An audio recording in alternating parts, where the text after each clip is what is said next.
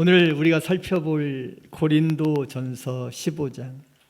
고린도전서는 고린도 교회에게 편지를 하는 사도 바울의 그런 내용입니다. 사도 바울 선생님께서 고린도 교회에 편지를 하는데, 고린도 교회가 여러분들이 알다시피 참 탈도 많고 일도 많고 문제도 많았던 교회가 고린도 교회였어요. 처음에는 바울파다, 바나바파다, 아볼로파다, 예수파다 해가지고 파당 싸움하고, 조금 있으니까 우상숭배의 제물을 먹어야 하냐 말아야 하냐 이걸 가지고 하고, 또 나중에 이게 바라보니까 11장부터는 성찬식을 어떻게 해야 하느냐, 성찬식에 모자를 써야 하고 너울을 써야 하냐 말아야 하냐 이런 문제. 또 12장에 가서 보면은 은사 문제로 온갖 은사들이 막 있으니까 이런 은사들을 어떻게 해야 하냐. 진짜 가장 중요한 건 사랑의 은사다. 그리고 난 다음에 14장에서 또 예언과 방언이 있는데, 예언 도대체 뭐고 방언은 도대체 뭐냐 이런 문제로 하고 있었는데, 특별히 오늘 고린도전서 15장을 통해서 우리에게 주시는 교훈은, 그 당시에 이 사람들이 예수님을 믿지 않는 사람들이 아니라 예수님을 믿었어요. 오늘도 우리 찬양대에서 너무 은혜로운 찬양해 주셨는데, 우리 예수님이 부활한 것을 믿지 않은 사람이 있을까? 예수님이 살아난 것을 믿지 않은 사람들은 고린도 교회에 거의 없었어요. 중요한 것은 예수님은 분명히 살아나셨습니다. 그리고 예수님이 살아나신 것을 믿었습니다. 근데 중요한 것이 하나 있었어요. 여러분 고린도전서 15장을 한번 다 펴보십시오. 여러분 성경책 가지고 같이 한번 읽겠습니다. 고린도전서 15장 12절. 고린도전서 15장 12절. 그리스도께서 죽은 자 가운데서, 시작.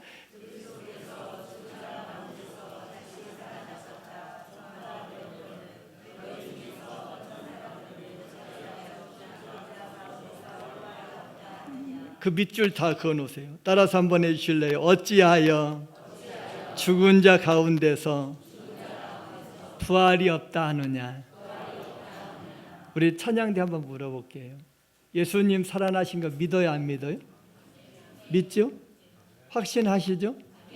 네, 중요한 것이 또 하나 있어요. 우리 이 자리에 계신 분들 중에서 예수님을 살아나신 것을 믿지 않는 사람은, 아마 이 자리에 계신 분들은 지금 현재 모르겠어요. 한두 분을 제외하고는 다 100% 믿을지 모릅니다. 그런데 고린도 교회하고 우리하고 똑같은 모습이 하나 있어요. 우리가 죽을 거야. 우리도 다 죽을 거라는 거예요. 그런데 죽음 후에 끝나버리는 것인가? 분명히 천국 간다 그랬는데, 중요한 것은 이 죽은 자가 다시 부활하느냐 마느냐, 이 문제가 가지고 이제 고민된 거예요. 오늘 여기 이야기합니다. 따라서 한번 해주실래요? 어떤 사람들은 어찌하여 죽은 자 가운데서 부활이 없다 하느냐. 여러분 한번 가슴 속에 생각해 보세요. 죽었다가 그냥 바로 그냥 천국에 가는 건지, 이 죽었다가 부활하는 건지. 근데 죽었다가 부활한다는 거예요, 성경은. 근데 이 부활이, 죽은 자의 부활이 없다고 믿는데 있는 것이 맞냐 없는 것이 맞냐. 근데 사도 바울은 분명히 죽은 자가 부활한다는 거예요. 이 문제, 첫 번째 문제를, 이 문제를 지금 현재 다루고 있습니다. 두 번째 문제입니다. 35절 여러분 보세요. 너무 중요한 성경 구절이니까 다 밑줄 그어놓고 해주세요. 자, 우리 같이 한번 읽겠습니다. 누가 묻기를, 시작. 누가 묻기를 죽은 자들이 어떻게 다시 살아나며 어떠한 몸으로 오느냐 하리니 따라서 한번 해주실래요? 어떻게 다시 살아나며 어떠한 몸으로 오느냐. 자, 쉽게 이야기하면 내가 부활한 거예요. 나도 죽은 자, 내가 죽었다가 부활한 걸 믿는다는 거예요. 그런데 어떤 모습이냐? 장동건 같이 다 예쁜 모습으로, 미남 모습으로 변화될 것인가? 아니면 전지현 씨 같이, 송혜교 씨 같이 예쁜 모습으로, 또 예쁜 여자의 모습으로 변화될 것인가? 도대체 부활한다고 그러면 어떤 모습으로 변화될 것인가? 제가 신학교 강의를 하고 있는데 신학교 학생들에게 물어봤습니다. 지난 화요일날 가가지고 여러분 이번 주가 부활주일인데 죽은 자 가운데서 부활한 걸 당신 믿습니까? 그랬더니 다 믿는데요. 그런데 그래서 제가 그랬어요. 그러면 몇 살 모습으로 어떠한 모습으로 변화되고 싶으냐? 라고 이야기했더니 어떤 사람은 7살, 어떤 사람은 18살, 어떤 사람은 20대에서 30대 사이, 어떤 때는 또 해가지고 38살, 또 어떤 분은 50대, 또 어떤 분은 60대 이렇게 이야기하시더라고요. 그러면서 우리 학생들이 저에게 물어봐요. 목사님은 몇 살로 부활하셨으면 좋겠습니까? 라고 물어보길래 여러분도 한번 고민 한번 해보세요. 저는요 이렇게 대답을 했어요. 저는 지금 모습이 좋다. 우리 아내하고도 같이 예배를 드렸거든요. 같이 예배를 드리면서 여보 당신은 언제 모습으로 몇 살 모습으로 부활하고 싶으냐 그랬더니 자기는 35살 정도면 좋겠다 이렇게 이야기하더라고요. 그러면서 저에게 또 물어봐요. 당신은 어떠냐 그러길래 제가 그랬습니다. 저는 지금 모습이 좋다.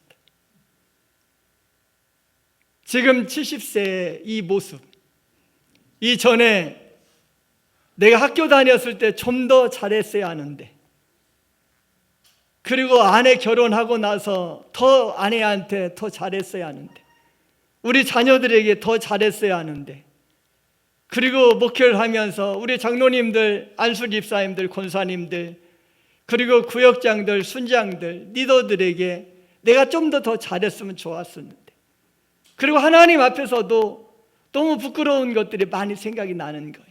근데 지금 이 모습은, 지금 내가 주님 사랑하는 마음, 내가 주님을 의지하는 마음, 내가 지금 주님을 뜨겁게 열망하는 이 마음은 다른 사람들은 몰라도 나하고 예수님은 아시잖아요. 우리 예수님은 나의 순수하고 내가 주님을 뜨겁게 열정적으로 사모하는 이 마음을 주님을 알고 계시는데, 나는 내 모습이었으면 좋겠다.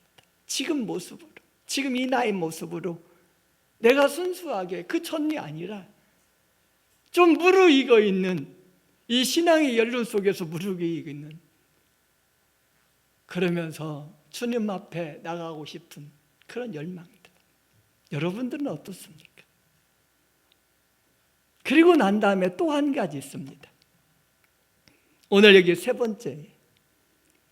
그러면 부활신앙을 가지고 있다면, 죽은 자의 부활을 믿는 그 신앙을 가지고 있다면 어떤 삶을 살아야 할 것인가를 오늘 여기 아까 읽어주셨던 55절에서부터 마지막 절까지 가르쳐주고 있습니다. 오늘 세 가지.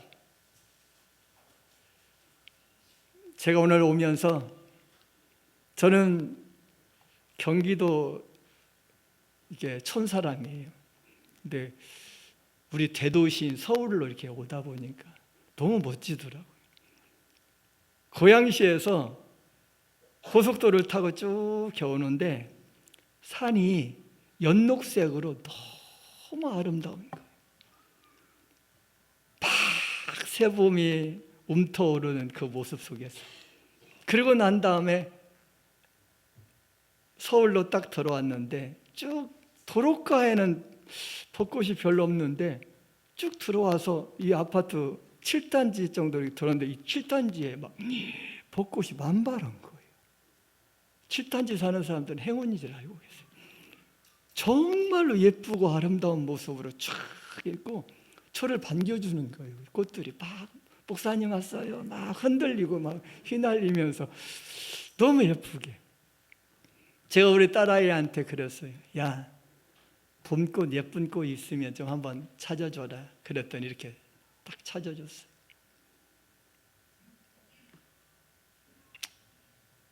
벚꽃 보십시오. 목련 보십시오.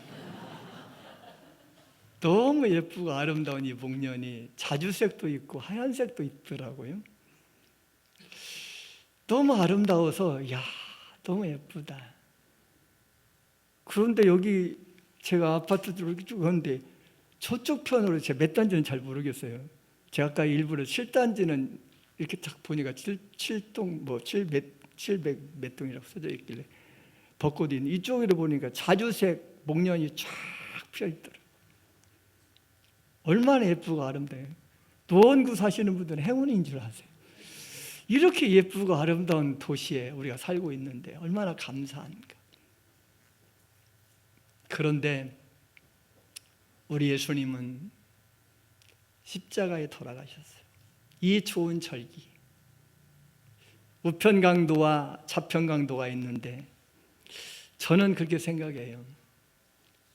왜 좌편강도는 회개를 못했을까?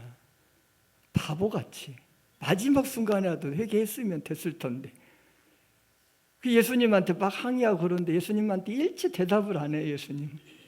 그리고 우편강도는 당신의 나라에 갈 때 나를 좀 기억해 달라고 그러니까 즉시 대답해요. 오늘 내가 나와 함께 낙원에 있으리라. 얼마나 행운인가. 우편에 서 있다는 것이 얼마나 감사한가. 하나님 편에 서 있다는 것이 얼마나 감사한가. 여러분 한번 바라보세요. 우리 주님이 십자가에 돌아가시고 끝나버렸다고 그러면 참 부족하고 연약하지만 그러나 우리 예수님은 오늘 찬양대처럼 무덤을 착 열고 당당하게 살아나셨어요. 사망 권세 물리치시고 살아나셨고 그리고 다시 오시겠다고 약속해 주셨습니다. 이러한 부활절 아침에 지금 사도 바울 선생님께서 부활은 다 믿어요. 예수님 살아났다는 건 믿어요.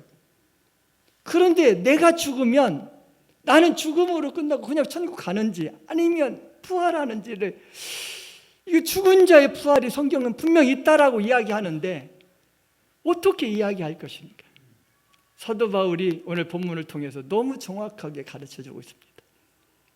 따라서 한번 해주실래요? 죽은 자의 부활이 없다면,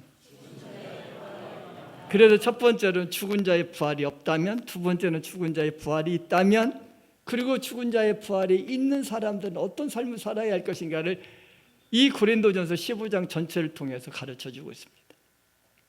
첫 번째로 여러분 1, 2절 한번 바라보세요. 죽은 자의 부활이 없다는, 부활하고 복음하고 이꼬를 시켜버려요. 다음 주에 이제 이거에 대해서 구체적으로 좀 더 설명할 건데 오늘은 그냥 여러분 머릿속에 한번 기억 한번 해주세요. 복음하고 부활하고 구원하고 연결시켜요. 그러면서 강조하는 단어가 하나 있습니다. 우리 예수님은 성경대로 이 땅에 오셨고 성경대로 3절에 죽으셨고 성경대로 3일 만에 다시 살아나셨다는 것. 그러면서 계속적으로 우리에게 가르쳐주고 있습니다. 뭐라고 이야기합니까? 베드로에 부활하신 다음에 살아나셔서 보여주셨대요. 그리고 12제자에게 보여주셨대요. 그리고 500명의 그 형제들에게 보여주셨대요. 그리고 난 다음에 야고보에게도 직접 보여주셨고 사도들에게, 12사도들에게 보여주셨고 만삭되지 못한 자기에게도 지금 보여주셨다라고 이야기합니다. 나도 예수님 만났다. 부활하신 예수님 나를 부르셨고 그 예수님의 음성을 들었다는 것. 그러면서 이렇게 이야기합니다. 뭐라고 이야기합니까? 그러므로 그들이 이같이 전파하며 너희도 이같이 믿었느니라. 그렇게 지금 계속 강조하는 단어가 이야기합니다. 어찌하여 죽은 자의 부활이 없다 하느냐. 13절 따라서 한번 해주실래요? 만일 죽은 자의 부활이 없으면, 제가 한 말 아니에요. 죽은 자의 나의 죽은 자, 내가 죽었다가 다시 살아난 이 부활이 없으면 우리 예수님이 부활하지 않았다는 거예요. 그러면서 계속적으로 이야기합니다. 14절에도 만일 다시 살아남이 없으면 우리가 전파하는 것 헛것이고 내 믿음도 헛것이고 하나님의 거짓 증인이시고, 그러면서 그리스도를 살리셨다고 그러는데, 만일 죽은 자가 다시 살아난 일이 없으면 그리스도를 다시 살리지 않으셨을 거라는 거예요. 계속적으로 우리들에게 가르쳐주고 있습니다. 뭐라고 이야기합니까? 16절에 만일 죽은 자가 다시 살아난 일이 없으면 그리스도도 살아나지 않고 우리의 믿음도 헛되고, 그리고 우리는 여전히 죄 가운데 있을 것이다. 19절에 너무 중요한 말씀을 하나 써놨습니다. 뭐라고 이야기합니까? 따라서 한번 해주실래요? 만일 그리스도 안에서 우리가 바라는 것이 다만 이 세상뿐이면, 이 세상의 삶뿐이면 모든 사람 가운데 우리가 뭐라고 그랬어요? 이 세상에서 죽은 자의 부활이 없으면 가장 여러분 불쌍한 사람이라는 거예요. 그러나 우리 예수님이 부활하셨기 때문에 우리도 죽었다가 다시 살아난다는 거예요. 그거를 우리 지금 성경이 계속 이야기합니다. 만일 죽은 자들이 도무지 다시 살아나지 못하면 세례받는 건 더 헛된 거야. 그리고 이 모든 것들이 다 헛된 것이라고 이야기하고 있습니다. 그래서 제가 이걸 쭉 적어놨어요. 예수님의 부활은 신앙의 기초고 성경적인 진리고, 그리고 목격자들이 증거했고, 그리고 부활은 그리스도의 희망이라는 거예요.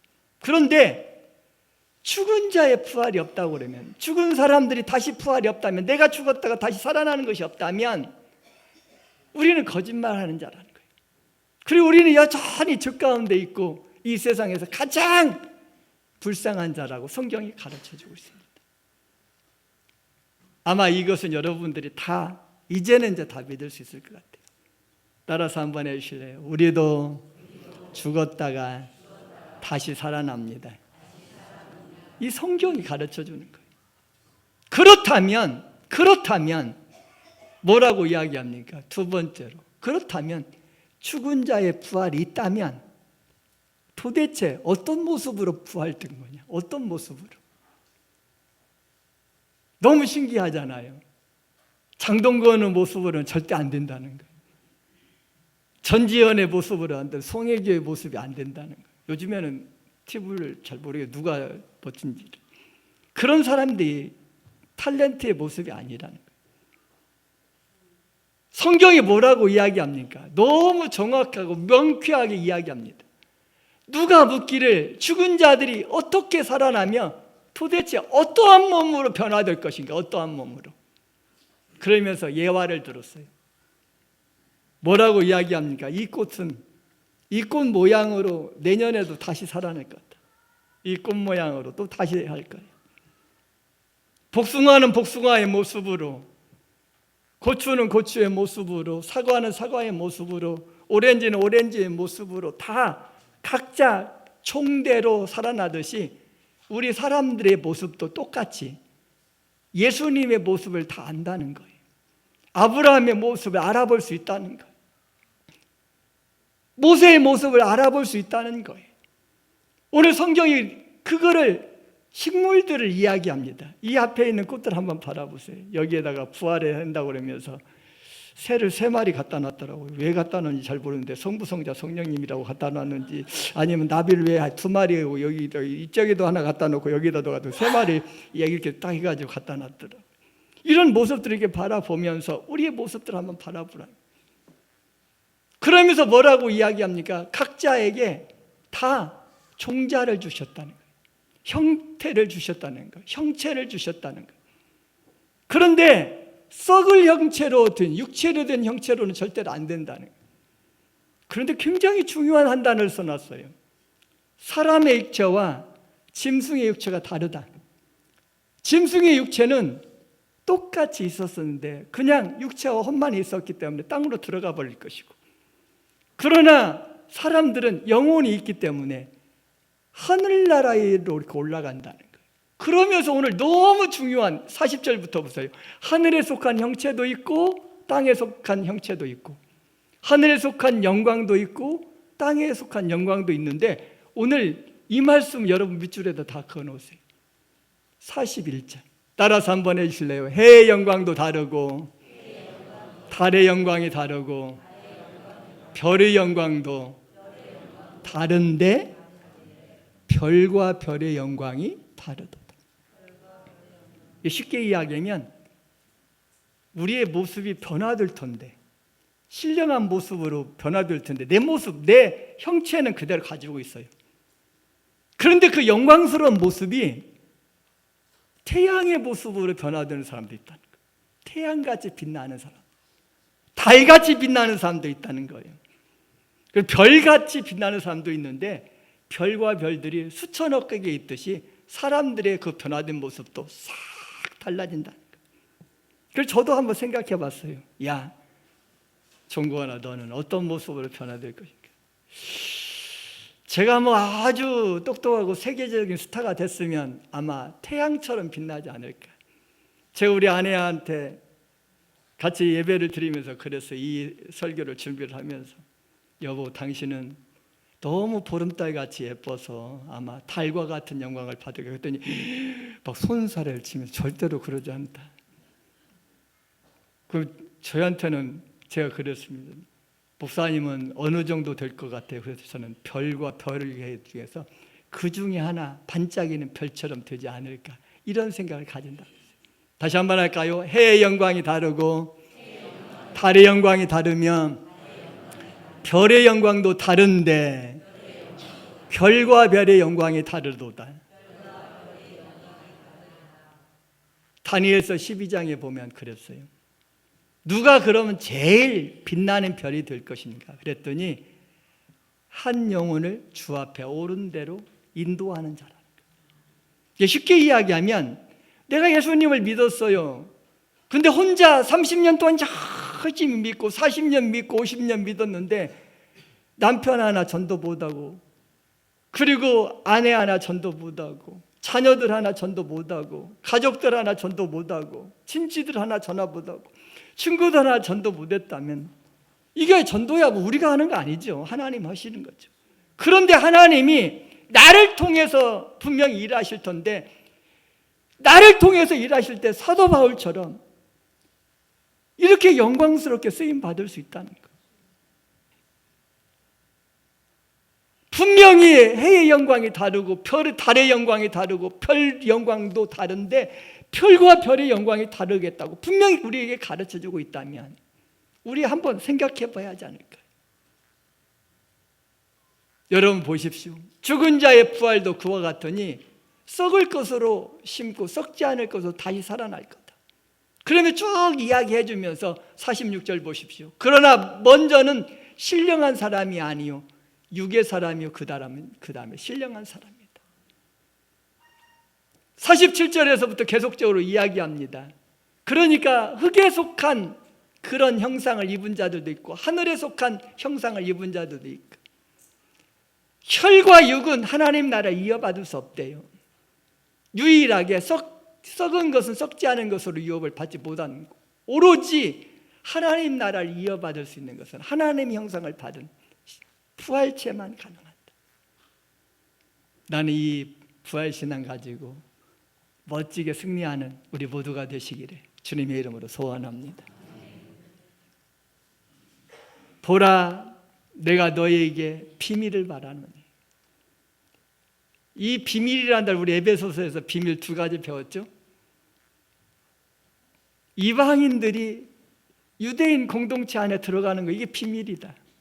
또 하나, 교회와 정말 성도의 그 관계가 남편과 아내의 관계다는, 그리스도와 교회의 관계가 그게 비밀이었다. 또 하나 비밀을 가르쳐 주겠어요. 내가 너에게 비밀을 말하노니 나중에 다 잠잘 것이 아니요. 따라서 한번 해주실래요? 마지막 나팔에 순식간에 호련히 어떻게 변화된다고요? 짠 하고 나오는 거예요. 짠 하고 나. 여러분 모습이 짠 하고 모습으로. 그때는 아픈 모습 아니겠죠. 그때는 힘든 모습 아니겠죠. 그때는 짜증난 모습 아니겠죠. 그런데 나팔 소리가 나네 죽은 자들이 썩지 않을 것으로 다시 살아나고 다 우리도 변화될 거라는 거예요.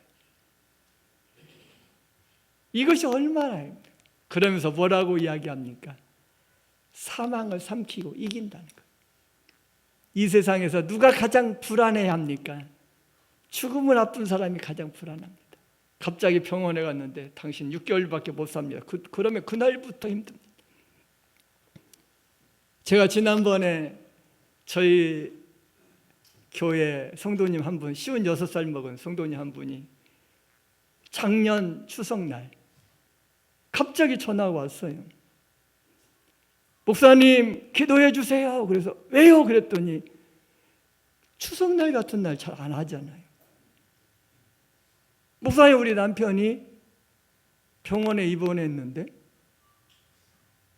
암이라는 거예요. 그건 림프암이라고 그래요. 아니, 위암이라고 그랬어요. 이거 거기서 오진을 했어요. 나중에 보니까 림프암이었어요. 그래서 이제 그걸 해가지고 이제 수술, 요즘에는 뭐 워낙 수술이 잘 되니까 될 줄 알았는데 하필이면 추석날 저희 가족들끼리 가서 지금 추석날 예배를 드리고 같이 저녁 식사를 딱 하려고 하는 그 순간에 전화가 온 거예요. 너무 급한 전화서 다른 전화 제가 잘 안 받는데 그 집사님 전화라도 바로 받았어요. 왜요 집사님? 그랬더니 목사님 큰일 났어요.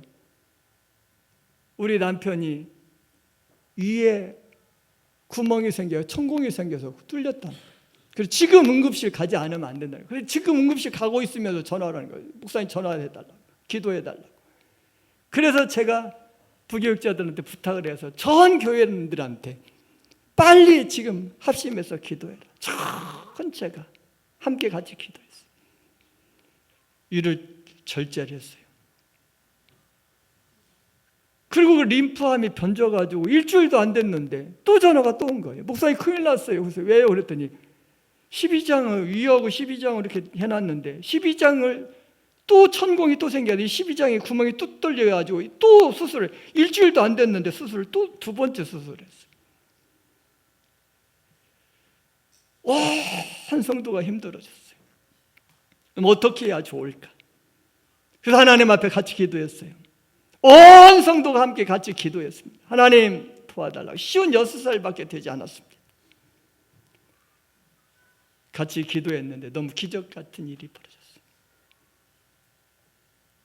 제가 며칠 전에 제가 만나자고 그래도 안 만나주는 거예요. 왜? 목사님 나중에 조금 건강해진 모습으로만 만날게요. 그러더니 제가 아내하고 같이 산을 산책을 하고 있는데 산에서 딱 부딪혔어요. 근데 너무 얼굴이 좋아진 거예요. 머리를 빡빡 깎았었는데 머리털이 막 무성해져가지고 그래서 제 머리를 딱 보여주면서 야 나보다 훨씬 낫다. 난 다 빠졌는데 너는 이렇게 이만치나. 그리고 같이 이야기하고 있는데 그 다음날 전화가 왔어요. 목사님 기뻐해 주세요. 암이 완치됐대요. 할렐루야. 56살 먹었는데 대기업에 이사로 있었었는데 사랑하는 여러분, 죽음은요 아무도 이겨낼 수 없습니다. 죽음은 다 두려워합니다. 여러분 한번 바라보세요. 그래서 제가 우리 딸아이한테 야 우리 태양 중에서 가장 멋진 태양, 달 중에서 가장 멋진 거, 별들 중에서, 새들 중에서, 그 다음에 양 중에서 가장 예쁜 거, 그 다음에 소 중에서 예쁜 거 좀 골라와라. 그랬더니 이렇게 쫙 인터넷에 찾아봤어요. 여러분 한번 바라보십시오. 나는 어떤 모습으로 변화될 것인가. 아픈 모습을 변화되지 않겠죠. 슬픈 모습으로 불평하고 투덜대는 그런 모습이 아니겠죠. 짜증내는 모습 아니겠죠. 괴로운 모습 아니겠죠. 이제 내 모습은 사망을 이긴 승리자의 모습으로 변화될 줄로 믿습니다. 우리의 어떤 모습으로? 혈과 육이 아닌 몸으로 부활된다는 것. 그래서 하나님의 뜻대로 형체를 주셨는데 지금 내 모습이 확 변화되는 것이 아니라, 나를 몰라보는 것이 아니라, 몰라보면 나중에 어떻게 되겠어요? 다 알아보겠죠. 몰라보는 모습이 아니라, 그다음에 부활한 몸과 그 현세의 몸이 같지 않다는 것. 썩지 아니할 것으로, 영광의 몸으로, 강한 몸으로, 신령한 몸으로, 아픈 몸이 아니고 썩지 아니하고 죽지도 아니하고 이제 사망을 이기는 그런 멋진 모습으로 부활해 줄 줄로 믿습니다. 그렇다면 우리는 정말 죽은 자의 부활을 믿는 그런 믿음이 있는 확신이 있다면 우리는 어떻게 살아가야 할까요? 오늘 성경이 우리들에게 가르쳐 줍니다. 우리 같이 한번 읽을까요? 너무 중요한 성경 구절이에요. 55절에서부터 58절까지. 사망아, 시작. 사망아 너의 승리가 어디 있느냐? 사망아 내가 쏘는 것이 어디 있느냐? 사망이 쏘는 것은 죄요 죄의 권능은 율법이라. 우리 주 예수 그리스도로 말미암아 우리에게 승리를 주시는 하나님께 감사하노니, 그러므로 내 사랑하는 형제들아 견실하며 흔들리지 말고 항상 주의 일에 더욱 힘쓰는 자들이 되라. 이는 너희 수고가 주 안에서 헛되지 않은 줄 알미라. 첫 번째로는 따라서 한번 해주실래요? 승리를 주시는 하나님께 감사해야 합니다. 두 번째, 견실하며 흔들리지 말아야 합니다. 견실이라는 것은 견고하고 튼튼하다는 뜻이에요. 그래서 견실한 기업 또는 건실한 기업 이렇게도 이야기도 합니다. 그래서 견실하고 흔들리지 말아야 한다.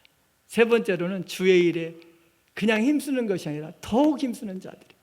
오늘 우리 찬양대 준비하는데 대충 했습니까? 큰일 나죠. 이 부활절 칸탄타 하나 준비하기 위해서 온 마음을 다해서 더욱 힘쓰고 더욱 힘쓰고 또 힘써서 넥타이까지 어떻게 이쁜 넥타이 이렇게 준비해, 이렇게 멋지고 아름다운 모습으로 했는데 여러분 한번 바라보십시오. 더욱 힘써야 합니다.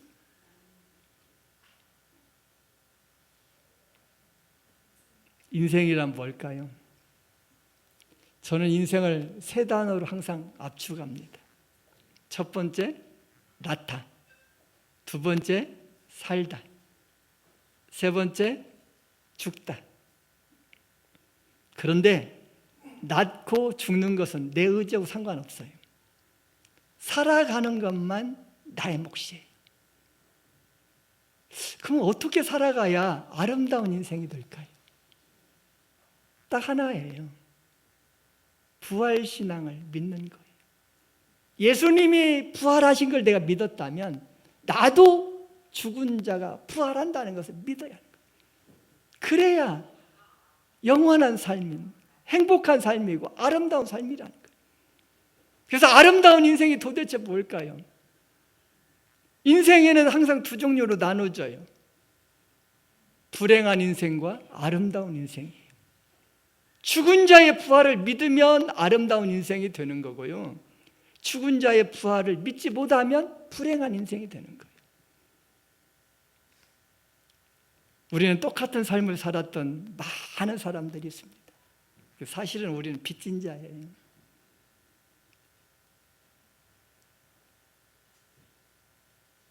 우리나라에 처음으로 이렇게 오고 있고, 그러면서 이 죽은 자의 부활을 확신하는 사람, 이런 사람들이 영광의 승리자인데 그 중에 한 사람을 제가 소개하려고 합니다. 여러분들도 알고 계시는 사람일 거예요. 제가 직접 가가지고 양화진 그 묘지에 가봤습니다. 근데 아펜설레 선교사님 그 묘지에 가서 보니까 저 사진이 있더라고요. 저분이 언제 우리 땅에 오신지 아십니까? 부활절 날 아침에 오셨어요. 그 당시에는 대한민국에 예수님 믿으라고 해가지고 들어오면은 그냥 사형당하는 그런 시절이었어요. 그런데 그 하펜젤라가 와서 죽음을 무릅쓰고 우리 대한민국 제물포 땅에, 인천 제물포에 탁 첫 발을 내디면서 했던 말입니다. 이렇게 이야기했습니다. 따라서 한번 해주실래요? 우리는 부활절 아침에 이곳에 왔습니다. 그날 사망의 권세를 이기신 주께서 백성을 얼겨맨 결박을 끊으사 하나님 자녀로서의 자유와 빛을 이 땅 대한민국에 주시옵소서. 저게 저 묘비에 적어져 있어요. 여러분들이 지금 예수님 믿는 것은 누군가에게, 여러분에게 기도했고, 누군가가 여러분을 위해서 전도했고, 누군가가 여러분을 위해서 희생했고, 누군가가 여러분을 위해서 헌신했기 때문에 여기까지 왔습니다. 나 한 사람이 이 자리에 서서 설교자가 되기까지 우리 하나님께서는 얼마나 수많은 사람들을 저에게 보내주셨는지 모릅니다. 저만 그럴까요? 아닙니다. 우리 한 사람 한 사람 우리 주님께서는 그냥 놔두지 않습니다. 저 유아실에 있는 우리 어린아이들 한번 바라보십시오. 저 어린아이들, 철부지 같은 저런 어린아이들을 어렸을 때부터 엄마가, 아빠가, 할머니가, 할아버지가 그 자녀를 어떻게 하면 하나님의 자녀로 키울까 생각하면서 기도하면서 온 정성을 다해서 키워나는 거예요. 부모님만 아닙니다. 목회자뿐만 아니라 수많은 사람들, 그 주변에 있는 수많은 사람들을 다 그 주변에 같이 보내주십니다. 사랑하는 여러분, 나는 저와 여러분들에게 부탁을 드립니다. 여러분 한번 바라보십시오. 나는 어떤 모습으로 살아가고 있는가? 이제 말씀을 맺으려고 합니다. 오늘은 부활주일입니다. 아마 이 자리에 계신 분들은 부활에 대해서 믿지 못하는 사람들은 없을 거라고 생각합니다. 예수님이 다 사시는 것을 다 알 거예요. 그런데 나도 부활할 것인가를 이걸 믿는 사람들이 너무 적다는 거예요. 내가 정말 예수님을 믿는다면, 내가 죽었다가 다시 살아나는 것을 확신한다면, 진짜 이 사망을 이기고 승리의 그 계가를 부를 수 있는 이런 삶이 있다면, 그런 믿음이 있다면, 그런 확신이 있다면 우리의 삶이 달라져야 한다는 거예요. 나는 저 여러분 모두가 따라서 한번 해주실래요? 승리를 주시는 하나님께 감사하면서 살아가겠습니다. 다시 한번 할까요? 승리를 주시는 하나님께 감사하며 살아가겠습니다. 우리에게 또 하나 가르쳐주는 그런 교훈이 있습니다. 넘겨주십시오. 두 번째로 우리에게 주시는 교훈이 있습니다. 따라서 한번 해주실래요? 견실하며 흔들리지 않는 삶을 살아야 합니다. 어떤 삶 살자고요? 견실하며 흔들리지 않아요.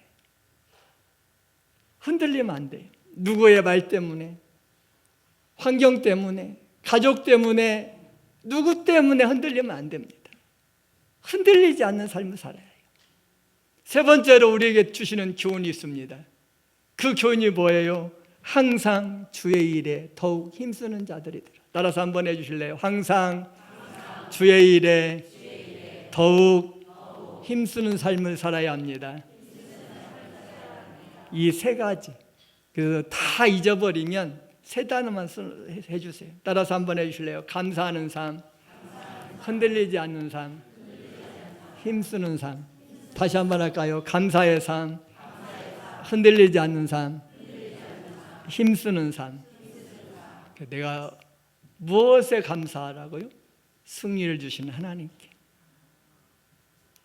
견실하면서 흔들리지 않는 삶을 살아야 하고, 주의 일에 했는데 항상이라는 단어 잊어버리지 마세요. 항상 한결같이 항상 주의 일에 대충 하는 것이 아니라 더욱 힘을 쓰는 그런 삶을 사셔서 이 부활절 아침에 저와 여러분 모두가 정말로 하나님께만 영광을 돌리는 귀하고 아름다운 온 가족들 되시기를 주님의 이름으로 축원합니다.